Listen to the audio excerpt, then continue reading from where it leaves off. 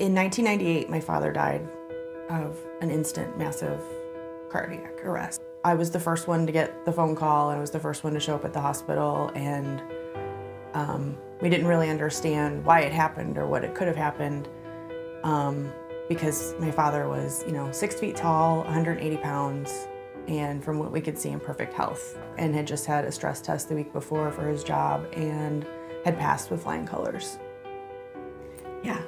And it could happen to anyone. If you were to put two people together and they look completely different and you say, which one would be more likely? You would of course pick the person that doesn't look healthy. And that's not necessarily the case, and that's really scary. I went to the doctor along with everyone in my family to get checked out to see if we were at risk, and the doctors wouldn't check me. I was 20 years old, and I had estrogen on my side because I was a woman, and you don't have to worry about that stuff until you're at least in your 30s.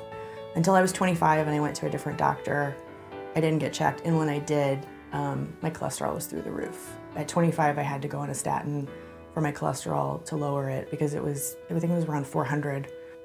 Well, at 35 years old, for a doctor to tell you they want you to have a stress test, it was a lot for me. And I think I was more stressed out getting a stress test than I was before. And so I don't think I've ever been so nervous in my life. I called the doctor 10 times asking for my results because I wanted to know. I think it felt like it was going to define my fate. I just knew they were going to find something bad.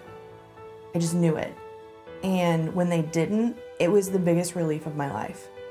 And I immediately, after that, started running, and I changed my eating habits. I'm doing a half marathon in a week, and because of all of those steps that I took, I'm on paper perfect health. And so I want to grow old.